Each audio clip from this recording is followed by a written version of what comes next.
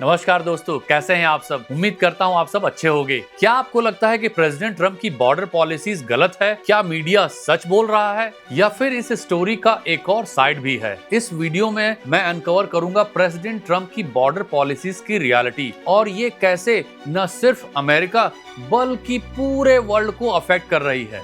साथ ही मैं आपके साथ शेयर करूंगा कि इल्लीगल तरीके से अमेरिका आने से क्या होता है और ये रास्ता क्यों आपकी लाइफ के लिए बहुत ही रिस्की है। साथ ही मैं आपको बताऊंगा कि क्यों लीगल रास्ता ही एक सही चॉइस है। प्रेसिडेंट ट्रम्प को यहाँ के नागरिकों ने बहुत बहुमत से चुना है और वो वही कर रहे हैं जो उन्होंने इलेक्शन से पहले प्रॉमिस किया था। उन्होंने कहा था कि वे अमेरिका के बॉर्डर को सिक्योर करेंगे और वो अपने वर्ड पर खरे उतरे हैं। क्या किसी लीडर का अपने वोटर्स के लिए काम करना गलत है? नहीं, बिल्कुल नहीं। हर लीडर का ये ड्यूटी होता है कि वे अपने देश के लोगों की सेफ्टी और फ्यूचर को सिक्योर करें। अब आप सोचेंगे कि अगर ऐसा है तो ट्रम्प से पहले बाइडेन की सरकार थी तो उन्होंने ऐसा क्यों नहीं किया? दरअसल पिछले एडमिनिस्ट्रेशन के दौरान बॉर्डर पॉलिसीज उतनी स्ट्रिक्ट नहीं थी, जिसके कारण इल्लीगल माइग्रेंट्स की संख्या बहुत बढ़ती चली गई। एक रिपोर्ट के अनुसार बाइडेन के टाइम में 80 लाख से ज्यादा माइग्रेंट ने अमेरिका में एंट्री की। इसके अलावा कई क्रिमिनल्स ने भी कंट्री में घुसपैठ की और सीरियस क्राइम्स में इन्वॉल्व रहे। इन्हीं कारणों से जनता ने दोबारा मिस्टर ट्रम्प को मौका दिया। उनकी सरकार बॉर्डर सिक्योरिटी पर मजबूती से काम कर रही है। इसके बाद इल्लीगल माइग्रेंट की संख्या में भारी कमी आई है।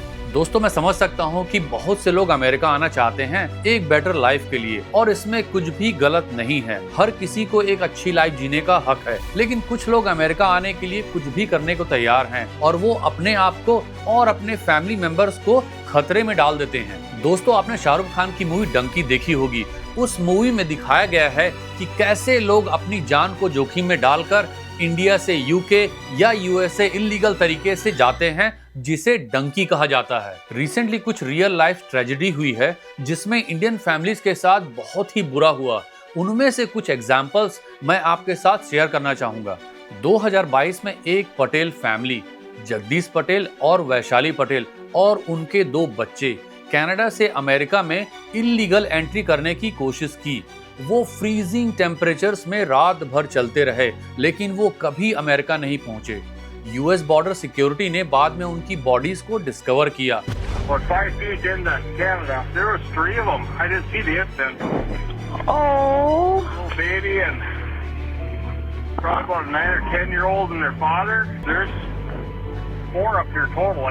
वो अपने बच्चों के लिए एक ब्राइट फ्यूचर सिक्योर करना चाहते थे, लेकिन उनका ये गलत फैसला उनकी जान ले बैठा।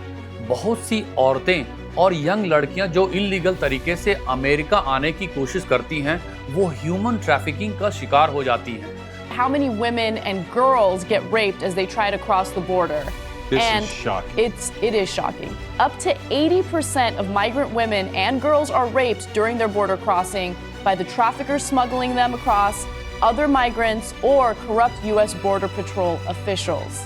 2021 में एक 19 साल की इंडियन लड़की को मैक्सिको बॉर्डर पर ट्रैफिकर्स ने रेप किया और दुख की बात यह है कि ऐसे हजारों केसेस हर साल होते हैं।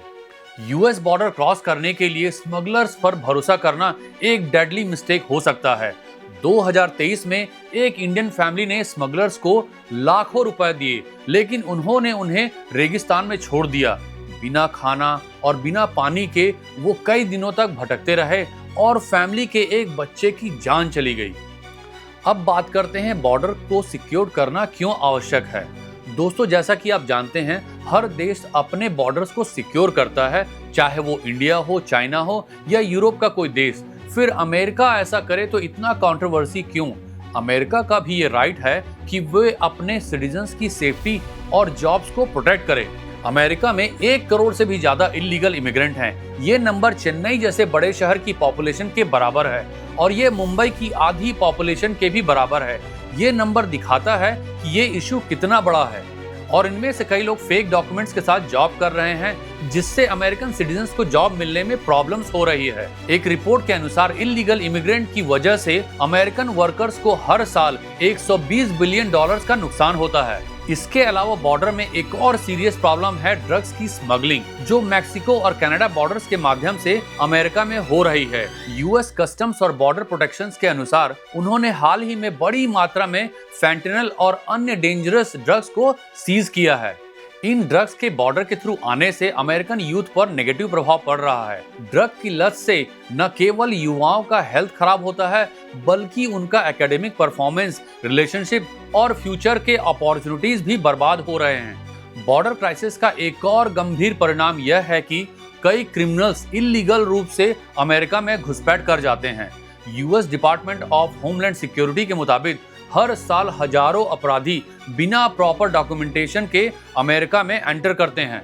दोस्तों, बहुत बार लोग ऐसा सोचते हैं कि एक बार अमेरिका पहुंच जाएं और वहां जाकर सब देख लेंगे, लेकिन अगर आप ऐसा सोचते हैं तो ये गलत है, क्योंकि आपको ये जानना जरूरी है कि अमेरिका में इल्लीगल तरीके से आने के बाद यहाँ जिंदगी जीना कैसा होता है।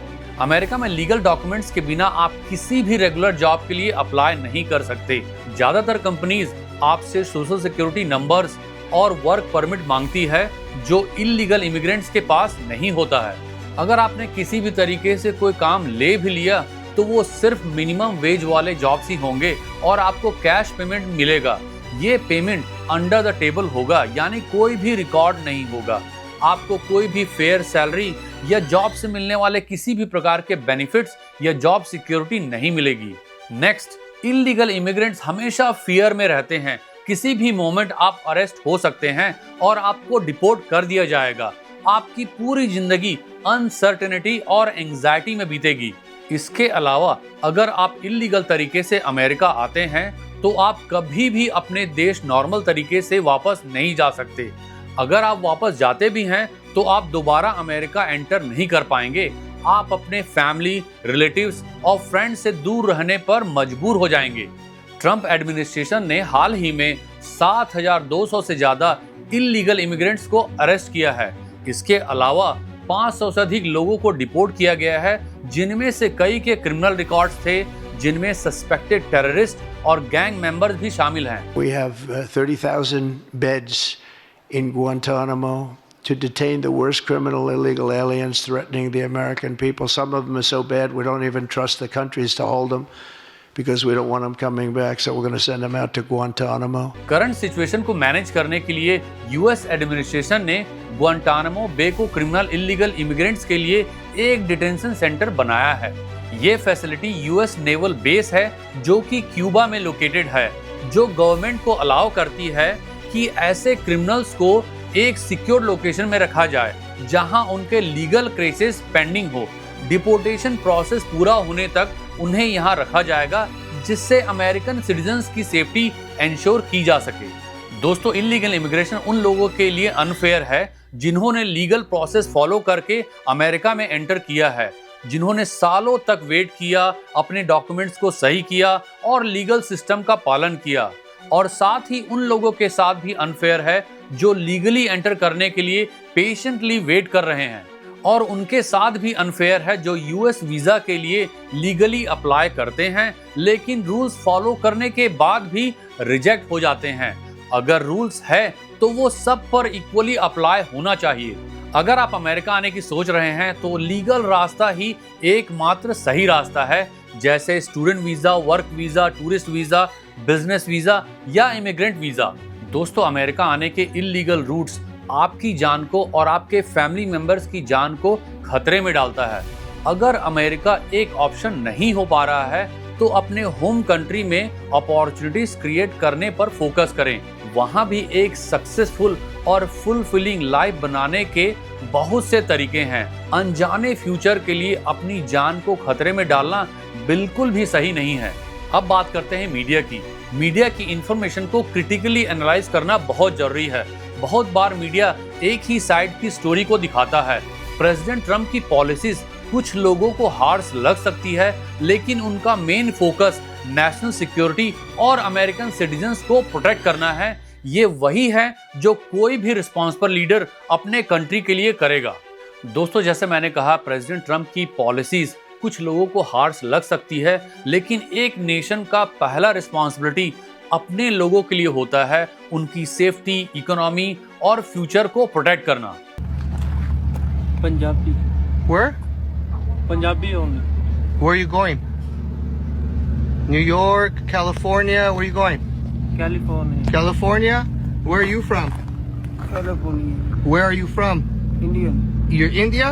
And you? Indian. India. Where are you going? California. California, you? California. Where are you from? India. You? Where are you from? India. Where are you going? California. You? India. Going to New York. Where are you going? Where are you India. from? India? New York. You? India, New York. You? India, New York. You? India, California. You? California. Where? You? India, California. दोस्तों अंत में मैं यही कहना चाहता हूं कि America या किसी भी कंट्री में जाने के लिए इलीगल तरीके से बॉर्डर क्रॉस ना करें। अपनी और अपने फैमिली मेंबर्स की लाइफ को रिस्क में ना डालें। हमेशा लीगल और सेफ रास्ता चुनें।